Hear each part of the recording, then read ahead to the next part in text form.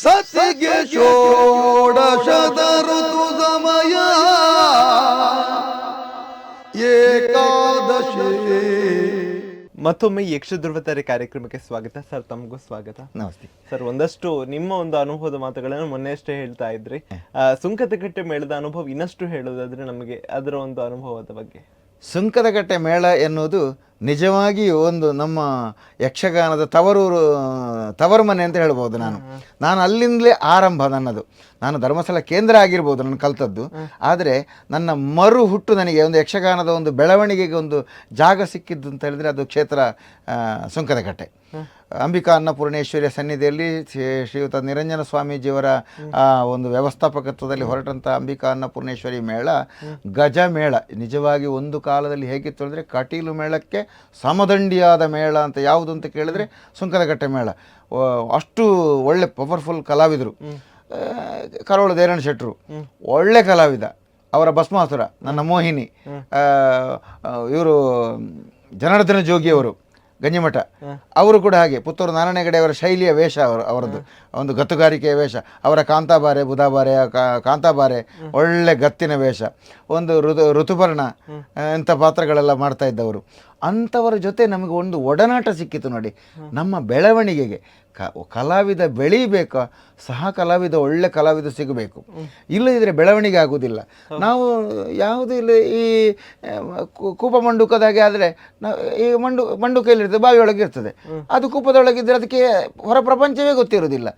ನಾವು ಹೊರ ಪ್ರಪಂಚದ ಅನುಭವ ಆಗಬೇಕು ಅಂತಿದ್ರೆ ನಾವು ಹೊರಗೆ ಹೋಗಬೇಕು. ಇಲ್ಲದಿದ್ದರೆ ನಮಗೆ ಗೊತ್ತಾಗುತ್ತೆ. ಈಗ ಅಂಬಾಪ್ರಸಾದ್ ಪಾತಾಳ ಅಂತ ಹೇಳಿದರೆ ಯಾರು ಅಂತ ಯಾರಿಗೂ ಗೊತ್ತಿತ್ತು. ಯಕ್ಷಗಾನಕ್ಕೆ ಬಂದ ಕಾರಣ ನಾನು ಇಂಥವನು ಅಂತೇಳಿ ಎಲ್ರಿಗೂ ಗೊತ್ತಾಗಿದೆ. ಈಗ ಇಲ್ಲದಿದ್ದರೆ ನಾನು ಯಾರಿಗೂ ಗೊತ್ತಿಲ್ಲ. ನಾನೊಬ್ಬ ಪಾತಾಳದ ಮೂಲೆಯಲ್ಲಿ ಅಲ್ಲೇ ಒಂದಿಷ್ಟು ಗಂಜಿ ಊಟ ಮಾಡಿಕೊಂಡು ಅಲ್ಲೇ ಬಿದ್ದಿರಬೇಕಿತ್ತು. ಅಥವಾ ಬೇರೆ ಕ್ಷೇತ್ರದಲ್ಲಿ ನಾನು ಉದ್ಯೋಗಕ್ಕೆ ಹೋದರೂ ಕೂಡ ನನ್ನ ಪ್ರಚಾರ ಆಗುವುದಿಲ್ಲಲ್ಲ. ಹೆಸರಿಗೆ ಒಂದು ಕಲೆ, ಈ ಕಲೆ ಅನ್ನೋದು ನಿಜವಾಗಿ ಕಲಾವಿದನಿಗೆ ಒಂದು ಹೆಸರು ಕೊಡುವಂಥ ಸ್ಥಳ. ಖಂಡಿತ ಅದಕ್ಕೆ ಜೊತೆ ಸಿಕ್ಕಬೇಕು ಅಂಥ ಕಲಾವಿದರು ಕೂಡ, ಒಡನಾಡಿಗಳು ಸಿಕ್ಕಬೇಕು. ಬೇತಕುಂಜ ಕುಲಾಲರಂಥ ಪೀಠಿಗೆ ವೇಷ. ನಿಜವಾಗಿ ಅವರು 48 ದಿವಸದ ಇದರಲ್ಲಿ ಸುಂಕದಕಟ್ಟೆಯಲ್ಲಿ ಆಟ ಬಿಡದೆ ಒಂದೇ ಜಾಗದಲ್ಲಿ ಆಟ ಆಗ್ತಾಯಿತ್ತು. ನಿತ್ಯ ದೇವೇಂದ್ರ ಅವರದ್ದೇ ಒಂದು ಅಚ್ಚುಕಟ್ಟಿನ ದೇವೇಂದ್ರ ಅಂದರೆ ಅದು ಒಂದು ಡ್ರೆಸ್ ಕಟ್ಟುವಾಗ ಕೂಡ ಒಂದು ಹಗ್ಗ ನೇತಾಡಲಿಕ್ಕಿಲ್ಲ. ಒಂದು ಪಚ್ಚೆ ದೆಗಲೆ ಪಚ್ಚೆ ಇದು ಬಾಲ್ಮುಂಡ ಹಾಕಿಕೊಂಡು ಅದು ಪೀಠಿಗೆ ವೇಷ ಅಂತ ಅದು ಪೀಠಿಗೆ ವೇಷದ ಕ್ರಮವೇ ಹಾಗೆ. ಅದಕ್ಕೆ ಯಕ್ಷಗಾನದ ಕ್ರಮ ಅದು. ಪೀಠಿಗೆ ವೇಷಕ್ಕೆ ಹೇಗೆಂದರೆ ಪಚ್ಚೆ ದೆಗಲೆ ಹಾಕಿ ಅದು ಮಾಡಬೇಕು ಅಂತ. ಕೆಂಪು ದಗಲೆ ಹಾಕಿದರೆ ಅದು ಇಂದ್ರಜಿತು ಎಲ್ಲ ಕೆಂಪು ದಗಲೆ, ಅದೇ ಕಾರ್ತವೀರ್ಯ ಎಲ್ಲ ಕಪ್ಪು ದಗಲೆ ಅಂತ ಹಾಗೆಲ್ಲ ಕ್ರಮ ಉಂಟು. ರಾವಣನಿಗೆ ಕೆಂಪು ದಗಲೆ, ರಾವಣನಿಗೆ ಕೇಸರಿ ತಿಟ್ಟಿ ಅದರ ಸುಳಿ ಬರಿಬೇಕು, ಬಣ್ಣ ಬರಿಬೇಕು. ರಾವಣ ನಾಟಕ್ಕೆ ಅಂತಂದರೆ ಹಾಗೆ ಬೇರೆ ಬೇರೆ ವಿವಿಧಗಳದು. ಅದು ಯಕ್ಷಗಾನದ ಒಂದು ಕ್ರಮಗಳು. ಸ್ತ್ರೀ ವೇಷ ಆದರೆ ಹೇಗೆ, ಸ್ತ್ರೀ ವೇಷವೂ ಹಾಗೆ ಇರಬೇಕು. ರಾಣಿ ವೇಷ ಹೇಗಿರಬೇಕು, ಸಖಿ ವೇಷ ಹೇಗಿರಬೇಕು, ಅದನ್ನೆಲ್ಲ ನಿಜವಾಗಿ ನನಗೆ ಬಾಲಪಾಠ ಚೆನ್ನಾಗಿ ಆಗಿತ್ತು ಸುಂಕದಕಟ್ಟೆ ಮೇಳದಲ್ಲಿ. ಒಡನಾಡಿ ಕಲಾವಿದರು ಅಂಥವರು ಸಿಕ್ಕಿದ್ದಾರೆ. ಅದರಿಂದ ನಂತರ ಸಿಕ್ಕಿದವರು ಇನ್ನು ಮುಂದಿನ ಇದರಲ್ಲಿ ನಾನು ಹೇಳ್ತೇನೆ ನಿಮಗೆ. ಅದು ಖಂಡಿತ ಮುಂದೆಯೂ ಅಂಥವರೇ ಸಿಕ್ಕಿದ್ದಾರೆ ನನಗೆ. ನನ್ನ ಜೀವನ ಪೂರ್ತಿ ನನಗೆ ಸಿಕ್ಕಿದ ಒಡನಾಡಿ ಕಲಾವಿದರು ನನ್ನ ಬೆಳವಣಿಗೆಗೆ ಒಂದು ಆದರ್ಶ ಸಿಕ್ಕಿದಂಥ ಗುರುಪ್ರಾಯರು ಅವರೆಲ್ಲ. ನಮಗೆ ಗೋವಿಂದ ಭಟ್ರು ನನಗೆ ಯಕ್ಷಗಾನದ ಗುರುಗಳಾದರೂ ಕೂಡ ಪ್ರತಿ ಹಂತದಲ್ಲಿಯೂ ನನಗೆ ಗುರು ಸಮಾನರು ಕಲಾವಿದರು ತುಂಬ ಜನ ಸಿಕ್ಕಿದ್ದಾರೆ. ನಾನು ಸಣ್ಣವನೇ, ಈಗಲೂ ಸಣ್ಣವನೇ, ಇನ್ನೂ ಸಣ್ಣವನೇ. ನಾನು ದೊಡ್ಡವ ಅಂತ ಯಾವತ್ತೂ ಹೇಳಿಕೊಳ್ಳುವುದಿಲ್ಲ. ನಾನು ಅವರ ಎದುರಿನಲ್ಲೆಲ್ಲ ನಾನು ಸಣ್ಣವನೇ. ನನ್ನಿಂದ ಸಣ್ಣವರಲ್ಲಿಯೂ ನಾನು ಕೇಳುವುದುಂಟು ಕೆಲವು ಸಲ. ನಾನು ಕೇಳದೇ ಇರುವುದಿಲ್ಲ. ಏಕಪ್ಪ ಹೇಗೆ ನಿನ್ನ ಜೊತೆಯಲ್ಲಿ ನನ್ನ ಪಾತ್ರ ಹೇಗೆ ಮಾಡಿಕೊಂಡು ಹೋಗ್ಬೇಕು. ಯಾಕಂದರೆ ನಾವು ಹೊಂದಾಣಿಕೆ ಮಾಡಿಕೊಂಡ್ರೆ ರಂಗ ಚೆಂದ ಆಗ್ತದೆ. ರಂಗವನ್ನು ಸೊಗಸಾಗಿ ಕಾಣಿಸಿಕೊಳ್ಬೇಕಾದ್ದು ನಮ್ಮ ಕರ್ತವ್ಯ. ನಿಜವಾಗಿ ಮನಸ್ಸಿನ ಮೂಲೆಯಲ್ಲಿ ವಿಷಮಗಳು ಬರುವುದು ಯಾವಾಗ ಅಂತ ಹೇಳಿದರೆ ನನ್ನದು ಅಹಂಕಾರ ಬಂದಲ್ಲಿಗೆ ಮಾತ್ರ. ನಾವು ನಮ್ಮವರು ಅಂತೇಳಿ ಒಟ್ಟಿಗೆ ಹಚ್ಚಿಕೊಂಡೇವು ಅಂತಾದರೆ ಆಗ ವಿಷಮತೆ ಅನ್ನೋದು ಬರುವುದೇ ಇಲ್ಲ, ದ್ವೇಷ ಬರುವುದಿಲ್ಲ, ಅಸೂಯೆ ಅನ್ನೋದು ಹುಟ್ಟಿಕೊಳ್ಳುವುದಿಲ್ಲ. ಚೆನ್ನಾಗಿ ಹೊಂದಾಣಿಕೆಯಲ್ಲಿ ಜೀವನ ತಿರುಗಾಟ ಮಾಡಲಿಕ್ಕೆ ಆಗ್ತದೆ. ಅದೇ ರೀತಿ ನಿಮ್ಮ ಒಂದು ರಂಗಸ್ಥಳದಲ್ಲಿ ಹೇಗಿರ್ತದೆ ಭಾಗವತರ ಜೊತೆಗೆ ಆಗಿರ್ಬೋದು, ನಿಜವಾಗಿಯೂ ಕೂಡ ಹೇಳ್ತಾರೆ ಭಾಗವತರು ಮೂಲಾಧಾರ ಅಂತ ಹೇಳಿ. ಒಂದು ಭಾಗವತರು ನಿರ್ದೇಶನಕಾರ, ಕಥೆಯನ್ನು ನಿರ್ದೇಶಿಸುವವನೇ ರಂಗವನ್ನು ನಿಯಂತ್ರಣಕ್ಕೆ ತರುವವ ಭಾಗವತ. ಭಾಗವತರು ಒಂದು ಟಕ್ ಶಬ್ದ ಮಾಡಿದರೆ ಸಾಕು, ನಮ್ಮ ಅರ್ಥಗಾರಿಕೆಯನ್ನು ನಾವು ಕೂಡಲೇ ಕುಂಠಿತಗೊಳಿಸಬೇಕು. ಅಲ್ಲಿ ತಡ ಆಯಿತು, ಹಿಂದಿನಿಂದ ಶಬ್ದ ಕೊಟ್ಟರು ಅಂತಾದರೆ ಈಗ ಕಥೆಯನ್ನು ಮುಗಿಸಬೇಕು ನಾವು ಅಂತೇಳಿ ಅದೊಂದು ಶಬ್ದ ಮಾಡೋದು. ಭಾಗವತಿಗೆ ಟಕ್ ಟಕ್ ಹೀಗೆ 2 ಸಲ ಶಬ್ದ ಮಾಡಿದ್ರು ಅಂತಾರೆ ಇನ್ನೂ ಚುರುಕು ಮಾಡು, ಬೇಗ ಮುಗಿಸು ಅಂತ. ಒಂದು ಶಬ್ದ ಮಾಡಿದರೆ ಸಮಯ ಆಯಿತು ಅಂತ ಸೂಚನೆ. ಇದರಲ್ಲಿ ನಾನು ತಿಳ್ಕೊಳ್ಬೇಕು ನಾವು ಅದರಲ್ಲಿ. ಖಂಡಿತ. ಹೌದು. ಈಗ ಮೊದಲೆಗಾರರಿಗೆ ದೋಂಕಾರ ಒಂದು ಶಬ್ದ ಕೊಡ್ತಾರೆ, ಯಾಕೆಂದ್ರೆ ಚೆಂಡೆಯವರು ಬರಲಿ ಅಂತ ಹೇಳಿಕೊಂಡು. ಅದು ರಂಗದ ಕ್ರಮ. ಈಗ ಚೆಂಡೆ ಆ ಹೊತ್ತಿಗೆ ಅಲ್ಲಿ ಏರು ಪದ್ಯ ಉಂಟು ಅಂತಾದರೆ, ಚೆಂಡೆಯವರು ಹೊರಗೆ ಹೋಗಿದ್ದಾರೆ, ಚೆಂಡೆಯವರು ಬಿಟ್ಟು ಹೋಗಿದ್ದಾರೆ ಅಲ್ಲಿ ಅಂತಾದರೆ, ಏರು ಪದ್ಯ ಕಾಯ್ತು ರಂಗದಲ್ಲಿ ಅಂತಾದರೆ, ಪಕ್ಕನ ಒಂದು ಮೂತ್ರ ಮಾಡ್ಲಿಕ್ಕೋ ಅಥವಾ ಒಂದು ನೀರು ಕುಡಿಲಿಕ್ಕೋ ಯಾವುದಕ್ಕಾದ್ರೂ ಒಂದು ಹೊರಗೆ ಹೋಗಿರ್ತಾನಲ್ಲ ಹಿಮ್ಮೇಳದವ, ಆ ಹೋದ ಹೊತ್ತಿಗೆ ಮೊದಲೆಗಾರ ಇಲ್ಲಿ ಸೂಚನೆ ಕೊಡೋದು, ದೋಂಕಾರ ಒಂದು ಕೊಟ್ಟು ದೋಂ ಒಂದು ಕೊಟ್ಟರೆ ಸಾಕು, ಚಾಪ ಹಾಕಿದರೆ ಸಾಕು, ಕೂಡಲೇ ಅದು ಅವನಿಗೆ ಗೊತ್ತಾಯಿತು, ಅವ ಎಲ್ಲೇ ಇದ್ರೂ ಓಡಿ ಬರ್ತಾನೆ ಕೂಡಲೇ. ಹಾಗೆ ಅದು ಕ್ರಮವೇ ಹಾಗೆ. ಭಾಗವತರು ನಿರ್ದೇಶನಕಾರರು, ಭಾಗವತರು ಸೂಚನೆ ಕೊಡಬೇಕು ಅಂತ ಹೇಳೋದು, ಚಾಪು ಕೊಡಲಿ ಒಂಜಿ ಅಂತೇಳಿ, ಈಗ ಚಾಪು ಕೊಡಿ ಅಂತ ಹೇಳೋದು, ಅವು ಕೊಟ್ಟ ಕೂಡಲೇ ಅದು ಅವರಿಗೆ ಸೂಚನೆ ಕೊಟ್ಟು ಅವ ಓಡಿ ಬರ್ತಾನೆ ಇಲ್ಲಿಗೆ. ಇಂಥದ್ದೆಲ್ಲ ಕ್ರಮಗಳದು ರಂಗದ. ಅದು ನಿಮಗೆ ಹೊರಗಿನವರಿಗೆ ಗೊತ್ತಾಗ್ಲಿಕ್ಕಿಲ್ಲ, ರಂಗದ ಒಳಗಿದ್ದವರಿಗೆ, ನಮಗೆ ಯಕ್ಷಗಾನದವರಿಗೆ ಗೊತ್ತಾಗ್ತದೆ ಅದು. ಹೀಗೆ ಅದು ಕ್ರಮ ಅಂತ ಹೇಳಿಕೊಂಡು. ಮತ್ತು ಚೌಕಿಯಲ್ಲಿಯೂ ಹಾಗೆ, ನಾವು ಚೌಕಿಯಲ್ಲಿ ಶಿಸ್ತಿದ್ದಷ್ಟು ಒಳ್ಳೆಯದು. ನಾವು ಮನೆಯಲ್ಲಿ ನಮ್ಮ ಇದು ಕೊಳಕು ಮಾತಾಡೋದು, ಬೇಡದ ಶಬ್ದವನ್ನು ಮಾತಾಡಿಕೊಂಡಿರೋದು ಮಾತಾಡ್ತಾರೆ, ಇಲ್ಲ ಅಂತಲ್ಲ. ಈಗ ಕಲಾವಿದರು ಚೌಕಿಯಲ್ಲಿ ಅಪಸವ್ಯದ ಮಾತುಗಳು ಬರೋದು ಉಂಟು, ಇಲ್ಲ ಅಂತ ಬರೋದಿಲ್ಲ ಅಂತ ಇಲ್ಲ. ಆದರೆ ಅದನ್ನು ನಾವು ಆದಷ್ಟು ಕಡಿಮೆ ಮಾಡಿದಷ್ಟು ನಮ್ಮ ಜೀವನ ಒಳ್ಳೆಯದಾಗ್ತದೆ, ಜಾಗೃತಿಯಲ್ಲಿ ಇರಲಿಕ್ಕಾಗ್ತದೆ. ಬೇಡಂಗಟ್ಟೆ ಮಾತಾಡಿದ ಕೂಡಲೇ ಮನಸ್ಸು ಹಾಳಾಗೋದು, ವಿಕಲ್ಪಕ್ಕೆ ಹೋಗೋದು, ಆಮೇಲೆ ಇನ್ನೊಬ್ಬರಲ್ಲಿ ದ್ವೇಷ ಅಸೂಯೆಗಳು ಬೆಳೆಯುವುದು. ಒಂದು ನೀವು ಏನಾದ್ರು ಬೇಡದ ಹೇಳಿದ್ರಿ, ಆವಾಗ ನೀವು ಅದನ್ನು ಅದನ್ನೇ ಅಂಚ ಅಂತೇಳಿ ಪುನಃ ಬರೋದು, ಆವಾಗ ಕ್ಲಾಶ್ ಆಗೋದು. ಅದಾಗಬಾರ್ದು ಅಂತ. ಅದಕ್ಕೆ ಅಂಥದಕ್ಕೆ ಆಸ್ಪದವೇ ಕೂಡ ಇದ್ರೆ ಒಳ್ಳೇದಲ್ವ. ನಾವು ಮಾತಾಡೋದಿದ್ರೆ ಆಯ್ತಲ್ಲ, ಆಗಿದ್ದದೆಲ್ಲ ಚಂದಕ್ಕೆ ಸೊಗಸಾಗಿ. ಹೇಗೆ ಈಗ ನನಗೆ ದೇವರ ದಯೆಯಿಂದ ಇಷ್ಟರವರೆಗೆ ಯಾವ ಮೇಳದಲ್ಲಿಯೂ ಕೂಡ ಅಂಥದ್ದು ಆಗಲಿಲ್ಲ, ಆಗೋದು ಬೇಡ, ಇನ್ನೂ ಉಳಿದ ಸಮಯಗಳು ಚೆನ್ನಾಗಿ ನಡೆದು ಮುಗಿಸಿದ್ರೆ ಸಾಕು ಅಂತಲೇ ನಾನು ಆಲೋಚನೆ ಮಾಡೋದು. ಹಾಗೆ ತಿರುಗಾಟ ಚೆನ್ನಾಗಿ. ಸುಂಕದಕಟ್ಟೆ ಮೇಳ ಅನ್ನೋದು ನಿಜವಾಗಿಯೂ ನನಗೆ ಒಂದು ಆಧಾರ ಸ್ತಂಭ ಅಂತ ಹೇಳ್ಬೋದು. ನಾನೊಂದು ಬೆಳಕಿಗೆ ಬರಲಿಕ್ಕೆ, ಯಕ್ಷಗಾನದಲ್ಲಿ ಒಂದು ಕಾಣಿಸಿಕೊಳ್ಳಲಿಕ್ಕೆ, ಪತಿವ್ರತೆ ವಿಮಲೆ, ಗಂಧರ್ವ ಮೋಕ್ಷ, ಮತ್ತು ಪ್ರತಾಪನ ಪ್ರತಾಪ, ಮಣಿಮೇಕಲೆ ರತ್ನ ಕಂಕಣ, ಇಂಥ ಪ್ರಸಂಗಗಳೆಲ್ಲ ಅದರಲ್ಲಿ ಆಗಿದೆ, ಹೊಸ ಹೊಸ ಪ್ರಸಂಗಗಳು. ಆಮೇಲೆ ಇದು ಕಾಂತಾಬಾರೆ ಬುಧಬಾರೆ, ದೇವಪುಂಜ ಪ್ರತಾಪ ಎಲ್ಲ ಇಂಥ ಪ್ರಸಂಗಗಳೂ ಆಗಿದೆ. ಮತ್ತು ಪೌರಾಣಿಕ ಪ್ರಸಂಗಗಳು ನಿತ್ಯವೂ ತುಂಬ ಆಗಿದೆ. ಸುರಮಲ್ಲಿಕ ಅಂತ ಒಂದು ಪ್ರಸಂಗವೂ ನಡೆದಿದೆ. ಅದರಲ್ಲಿ ನಾನೊಂದು ಹೊಲತಿಯ ಪಾತ್ರವನ್ನು ಮಾಡ್ತಾ ಇದ್ದೆ. ಇವರು ನಮ್ಮ ಮುಳಿಯಾಲ ಭೀಮಭಟ್ರು, ಅವರದ್ದು ಬ್ರಾಹ್ಮಣನ ವೇಷ. ಅವರು ಈ ಮಲ್ಲಿಕೆಯನ್ನು ಲವ್ ಮಾಡೋದು, ಪ್ರೀತಿ ಮಾಡೋದು ಅಂಥದ್ದು ಅಂಥ ಪ್ರಕರಣಗಳೆಲ್ಲ ಇತ್ತು. ಈ ತಿರುಪತಿ ಮಹಾತ್ಮೆಯ ಮಾಧವ ಭಟ್ಟ ಮತ್ತು ಕುಂತಳ ಇದ್ದ ಹಾಗೆ ಅಂಥದ್ದೇ ಒಂದು ಪ್ರಸಂಗ ಅದು. ಅದರಲ್ಲಿ ಕೊನೆಗೆ ಅವನು ಕುಷ್ಠರೋಗಿ ಆಗೋದು, ಹಾಗೆಲ್ಲ ಸುಮಾರು ಕತೆ, ಅದು ಕಾಲ್ಪನಿಕ ಕಥೆಗಳು. ಅದು ಅಂಥ ಪ್ರಸಂಗವನ್ನು ನಾವು ಆಡಿದ್ದೇವೆ ಸುಂಕದಕಟ್ಟೆ ಮೇಳದಲ್ಲಿರುವಾಗ. ಕೊಲ್ಲೂರು ಕ್ಷೇತ್ರ ಮಹಾತ್ಮೆ, ದೇವಿ ಮಹಾತ್ಮೆ, ಮತ್ತು ಕಟೀಲು ಕ್ಷೇತ್ರ ಮಹಾತ್ಮೆ, ಇದರೆಲ್ಲ ದೇವಿಯ ಪಾತ್ರದ ನನಗೆ ಹೇಳಿಕೊಟ್ಟವರೇ ಭೀಮಭಟ್ರು. ನಾನು ಯಾವ ದೇವಿ ಮಾಡುವುದಿದ್ರೂ ಈಗ ನನಗೆ ಅಡಿಪಾಯ ಭೀಮಭಟ್ರದ್ದು ನಡೆ. ಭೀಮಭಟ್ರೇ ಹೇಳಿಕೊಟ್ಟು ನನ್ನನ್ನು ತಯಾರು ಮಾಡಿದ್ದು. ಅಂದ್ರೆ ಹೇಗೆ ಇರ್ತದೆ ಸರ್, ದೇವಿ ಪಾತ್ರ ಮಾಡುವುದಕ್ಕೂ ವ್ಯತ್ಯಾಸಗಳು ಇರ್ತದೆ ಹೇಗೆ ಅಂತ? ಹೌದಪ್ಪ, ದೇವಿಯ ಮಾತುಗಳೆಲ್ಲ ಒಂದು ನುಡಿ ಹಾಗೆ. ಇದು ಈ ಭೂತದ ನುಡಿ ಇರ್ತದಲ್ಲ, ದೈವದ ನುಡಿ ಇದ್ದಾಗೆ. ಬ್ರಹ್ಮ, ವಿಷ್ಣು, ಮಹೇಶ್ವರ, ಹಾಗೆ ಆ ರೀತಿಯದೊಂದು ಬಿಟ್ಟು ಬಿಟ್ಟು ಮಾತಾಡುವಂಥದ್ದು. ಒಟ್ಟು ಬ್ರಹ್ಮ, ವಿಷ್ಣು, ಮಹೇಶ್ವರ, ಬಾ ಹೀಗೆ ಬಾ, ಹಾಗೆ ಮಾತಾಡಲಿಕ್ಕಿಲ್ಲ. ಅದನ್ನು ಹೇಳುವಾಗ ಮಗನೇ ಬ್ರಹ್ಮ ವಿಷ್ಣು, ಆ ರೀತಿ ಆ ಒಂದು ಸ್ವಲ್ಪ ಎಳೆತ ಸ್ವರದಲ್ಲಿ ಎಳೆಯುವುದು, ಸ್ವಲ್ಪ ಮಾತು ದೀರ್ಘವಾಗಿ ಹೋಗುವುದು. ಮಹೇಶ್ವರಲ್ಲಿ ಹೋಗಿ ಮಾತಾಡುವಾಗಲೇ ಎಲ್ಲೋ ಮಹೇಶ, ಅದು ಗಡಸಿನಲ್ಲಿ ಗತ್ತಿನಲ್ಲಿ ಮಾತಾಡಬೇಕು ಆವಾಗ. ಅದು ಹಾಗೆ ಸ್ಫುಟವಾಗಿ 4 ಮಾತುಗಳು ಸಾಕು, ಹೆಚ್ಚು ಮಾತಾಡಬೇಕಾದ ಅಗತ್ಯ ಇಲ್ಲ. ದೇವಿ ಎಲ್ಲ ಮಾತಾಡುವಾಗ ತುಂಬ ಮಾತಾಡಲಿಕ್ಕಿಲ್ಲ. ದೇವಿ ಹೆಚ್ಚು ಕುಣಿಲಿಕ್ಕೂ ಇಲ್ಲ, ಸಿಕ್ಕಾಪಟ್ಟೆ ಕುಣಿಯುವಂಥದ್ದು ಅದು ಚೆಂದ ಅಲ್ಲ ಲೆಕ್ಕಾಚಾರದಲ್ಲಿ. ನನ್ನ ದೇವಿ ಆದರೆ ನಾನು ಹೇಗೆಂದರೆ, ನಾನು ಚಕ್ರ ಕುಣಿತೇನೆ, ಮತ್ತು ಮೂಲೆ ಕುಣಿತೇನೆ, ಅಂಥದ್ದೆಲ್ಲ ಮಾಡ್ತಾ ಇದ್ದೆ ನಾನು. ಈಗ ನನ್ನಿಂದ ದೇವಿ ಮಾಡಲಿಕ್ಕೆ ಕೂಡುವುದಿಲ್ಲ. ಈಗ ಅಂದರೆ ನನಗೆ ರಥದಿಂದ ಕೆಳಗೆ ಹಾರಲಿಕ್ಕೆ ಈಗ ಕಾಲು ನೋವಿದ್ದ ಕಾರಣ ನಾನು ಈಗ ಮಾಡೋದನ್ನು ಬಿಟ್ಟಿದ್ದೇನೆ. ದೇವಿ ಇಲ್ಲದಕ್ಕೆ ಈ ವರ್ಷವೂ ಒಂದು ದೇವಿ ಮಾಡಿದ್ದೇನೆ. ಈಗ ಸುಬ್ರಹ್ಮಣ್ಯದಲ್ಲಿ ಈ ವರ್ಷ ಒಂದು ದೇವಿ ಆಗಿದೆ ನನ್ನದು. ಆದರೆ ನಾನು ದೇವಿ ಮಾಡೋದನ್ನು ಬಿಟ್ಟಿದ್ದೇನೆ. ಈಗ ನಾನು ಬ್ರಹ್ಮನ, ವಿಷ್ಣುವ ಅಥವಾ ಬೇರೆ ಏನಾದರೂ ಪಾತ್ರಗಳು ಇಂಥದ್ದೇ ಮಾಡೋದು. ಈಗ ಕಳೆದ ವರ್ಷ 1-2 ವರ್ಷದ ಹಿಂದೆ ನಾನೊಂದು ದೇವೇಂದ್ರ ಎಲ್ಲ ಮಾಡಿದ್ದೇನೆ ಒಂದು ಸಲ, ದೇವಿ ಮಹಾತ್ಮೆಯಲ್ಲಿ. ಅದು ಕೂಡುವುದಿಲ್ಲ ಈಗ ನಮಗೆ, ಅಷ್ಟು ತಾಕತ್ತು ಕಡಿಮೆ ಆಗಿದೆ. ಅದಾಕಿ ಡ್ರೆಸ್ ಕಟ್ಟಿ ಹೋಗುವಂಥ ವೇಷಗಳನ್ನು ಮಾಡ್ತೇನೆ. ಸರ್, ಈಗ ನೀವು ಸ್ತ್ರೀವೇಷ ಮಾಡುವಾಗ ಯಾವುದಾದ್ರೂ ಒಂದು ಸವಾಲು ಎದುರಾದದ್ದು ಉಂಟಾ? ಸ್ತ್ರೀವೇಷ ಮಾಡುವಾಗಲೇ ಸ್ತ್ರೀವೇಷ ಮಾಡುವ ಸವಾಲು ತುಂಬ ಸಲ ಆಗಿದೆ ನನಗೆ ಅಂತ. ಅದು ಅಂದರೆ ಒಂದು ಸಲ ಅಲ್ಲಿ ಹೊಸನಗರದಲ್ಲಿ ಇವರು ಮಂಟಪೋಪಾಧ್ಯಾಯರು ಅಂತೇಳಿ ಶ್ರೀವೇಷದವರಿದ್ದಾರೆ, ಅವರು ಈಗಲೂ ಇದ್ದಾರೆ. ಅವರು ಮತ್ತು ನಾನು ಒಂದು ಜೊತೆಯಾಗಿ ಒಂದು ಸಲ ಮಾಲಿನಿಯ ಪಾತ್ರ ಮಾಡಬೇಕಾದ ಪ್ರಸಂಗ ಬಂತು. ಇದು ಮಾಲಿನಿ ಅಲ್ಲ, ಇದು ಶೂರ್ಪನಖಿಯ ಪಾತ್ರ. ಶೂರ್ಪನಖಿ ಏನಾಯಿತು ಅಂದರೆ, ಈ ಕನ್ನಡಿಯನ್ನು ತೆಗೆದು ನೋಡುತ್ತಾ ಅನ್ನೋ ಪದ್ಯಕ್ಕೆ ಅವರೇನು ಮಾಡಿದರು, ಅವರು ಕನ್ನಡಿಯನ್ನು ತೆಗೆದು ನೋಡುತ್ತಾ ಅಂತ ಕೈಯಲ್ಲಿ ಹೀಗೆ ಅಭಿನಯ ಮಾಡಿ ಅದನ್ನು ತಿಲಕ ಇಡೋದು ಇತ್ಯಾದಿ ಅಲಂಕಾರ ಹೀಗೆ ಜಡೆ ಇದು ಮಾಡೋದು ಇದೆಲ್ಲ ಹೀಗೆಲ್ಲ ಮಾಡಿ ತೋರಿಸಿದರು. ನಾನು ಬೇರೆ ಮಾಡಬೇಕಲ್ಲ, ಈಗ ಅವರಿಂದ ಭಿನ್ನವಾಗಿ ನಾನು ಕಾಣಿಸಿಕೊಳ್ಬೇಕಲ್ಲ, ಏನು ಮಾಡೋದು ಅಂತ ನಾನು ಮನಸ್ಸಿನಲ್ಲಿ ಹೀಗೆ ಗ್ರಹಿಸಿಕೊಂಡಿದ್ದೆ.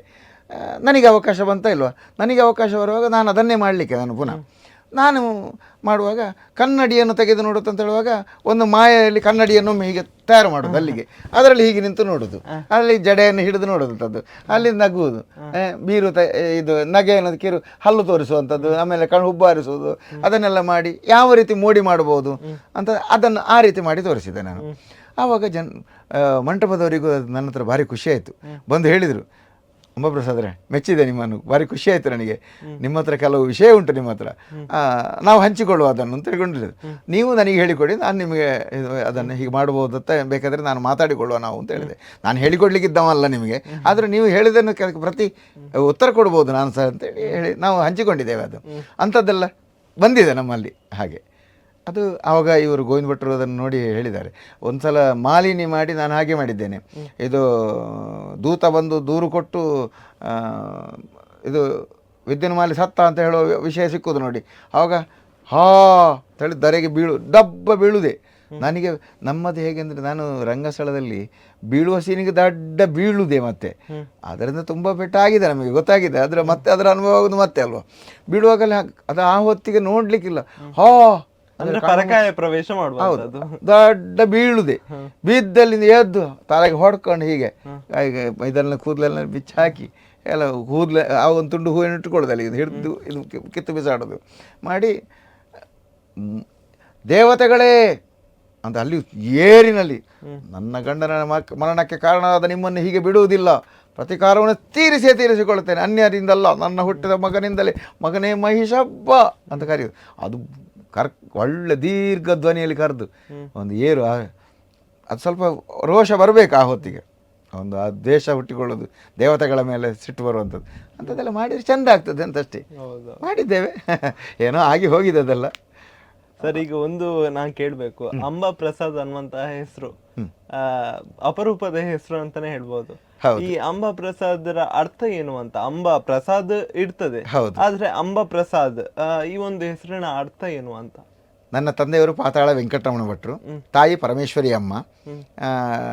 ಅವರಿಗೆ ನಾನು ಆರಂಭದಲ್ಲಿ ಅವರಿಗೆ ಮಕ್ಕಳಾಗಲಿಲ್ಲ, ಮಕ್ಕಳಾಯಿತು, ಒಂದು ಮಗು ಆಯಿತು, ನನ್ನಿಂದ ಮೊದಲು ಹುಟ್ಟಿದ ಒಂದು ಮಗು ಹುಟ್ಟಿದೆ, ಆ ಮಗು ಉಳಿಲಿಲ್ಲ, ಹುಟ್ಟುತ್ತಲೇ ಸತ್ತೋದ. ಆವಾಗ ತಂದೆಯವರು ಕೊಲ್ಲೂರು ಮೂಕಾಂಬಿಕೆಗೆ ಹರಿಕೆ ಹೇಳಿಕೊಂಡ್ರು, ಚಂಡಿಕಾ ಯಾಗ ಮಾಡಿಸ್ತೇನೆ ಅಂತ. ಹಾಗೆ ಹೇಳಿ ಹರಿಕೆ ಹೇಳಿ ಮತ್ತೆ ನನ್ನ ತಾಯಿ ಮತ್ತೆ ಗರ್ಭಿಣಿಯಾದರು. ಗರ್ಭಿಣಿಯಾಗಿ ನಾನು ಅಲ್ಲಿ ಹೋಗಿ ಚಂಡಿಕಾ ಯಾಗ ಮಾಡಿಸಿ ಗರ್ಭಿಣಿ ಆದ್ದು. ಆಮೇಲೆ ನಾನು ಹುಟ್ಟಿದ ಮೇಲೆಯೂ ನನ್ನನ್ನು ಕರ್ಕೊಂಡೋಗಿ ಅಲ್ಲಿ ಮತ್ತೊಂದು ಚಂಡಿಕಾ ಯಾಗ ಎಲ್ಲ ಮಾಡಿಸಿದ್ದಾರೆ. ಹಾಗೆ ನಮಗೆ ಮನೆಗೂ ಅಂಬಾವನ ಅಂತ ಹೆಸರು, ಕೊಲ್ಲೂರು ಮೂಕಾಂಬಿಕೆಯ ಪ್ರಸಾದ ಕಾರಣ ಅಂಬಾ ಪ್ರಸಾದ, ನನಗೆ ಹೆಸರು ಅಂಬಾ ಪ್ರಸಾದ ಅಂತ. ನಿಜವಾಗಿ ನಮ್ಮಲ್ಲಿ ಹೇಗೆ ಅಂತ ಹೇಳಿದರೆ, ಅಜ್ಜನ ಹೆಸರನ್ನು ಮೊಮ್ಮಗನಿಗೆ ಇಡುವಂಥದ್ದು. ನನ್ನ ಅಜ್ಜನ ಹೆಸರು ಶ್ರೀರಾಮ ಅಂತ, ನನ್ನ ತಾಯಿಯ ತಂದೆಯ ಹೆಸರು ರಾಮಚಂದ್ರಯ್ಯ ಅಂತ.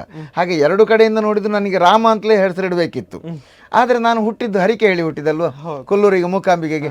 ಹಾಗೆ ನನ್ನನ್ನು ಅಂಬಾ ಪ್ರಸಾದ ಅಂತ ನನಗೆ ಹೆಸರು ಕೊಟ್ಟರು, ಹಾಗೆ ಹೆಸರು ಇರಿಸಿದರು ನನಗೆ. ನನ್ನ ಶ್ರೀರಾಮ ಎಂಬ ಹೆಸರು ನನ್ನ ತಮ್ಮನಿಗೆ ಕೊಟ್ಟರು, ತಮ್ಮ ಶ್ರೀರಾಮ. ಹಾಗೆ ನಾನು ಹಿರಿಯ ಮಗ, ಕಿರಿಯವ ಶ್ರೀರಾಮ, ಮಧ್ಯದಲ್ಲಿ 4 ಜನ ನನಗೆ ತಂಗಿಯಂದಿರು, ಹೇಮಲತಾ, ಸುಕನ್ಯಾ, ಮತ್ತು ದೇವಕಿ, ಜಯಲಕ್ಷ್ಮಿ ಅಂತ. ಹಾಗೆ 4 ಜನ ತಂಗಿಯಂದಿರು ನನಗೆ ಮಧ್ಯದಲ್ಲಿ. ಹಾಗೆ ನಮ್ಮ ಕುಟುಂಬ ಇದು ಹಾಗೆ ಉಂಟು.